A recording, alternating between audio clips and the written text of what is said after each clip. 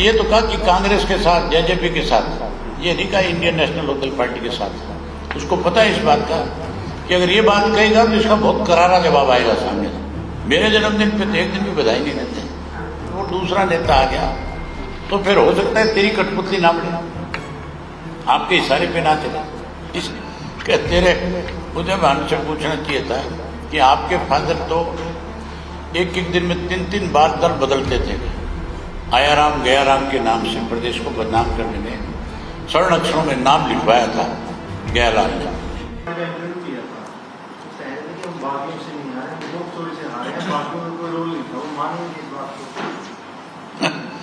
तेरे मुझे भानु से पूछना चाहिए था कि आपके फादर तो एक एक दिन में 3-3 बार दल बदलते थे। आप किस मुंह से ये बात कहते हो? सबसे बड़ा राजनीतिक तौर पे हरियाणा प्रदेश के अंदर किसी ने बदनाम किया तो उदयवान के फादर ने किया था। आया राम गया राम के नाम से प्रदेश को बदनाम करने में स्वर्ण अक्षरों में नाम लिखवाया था गयालाल ने। पूछा था ये उदयवान जी से, कह रहे हैं कि ये तो सब मीडिया का बनाया हुआ। मीडिया का क्या बनाया हुआ? तो सारा देश जानता है कि अब तो इस चीज को कोई झूठ बोल करके या ये कह करके, मीडिया तो उस वक्त था ही नहीं था।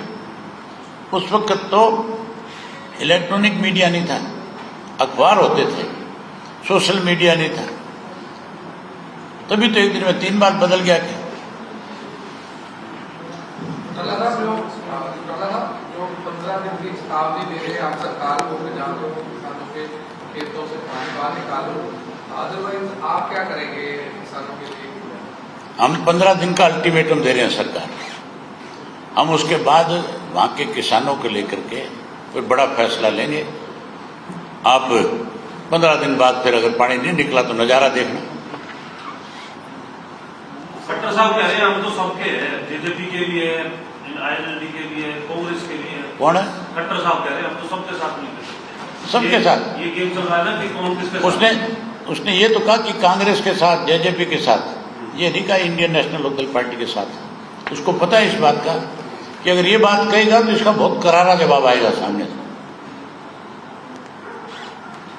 हुड्डा साहब ने ये तो खट्टर साहब ने हुड्डा साहब को, आप समझे क्यों नहीं?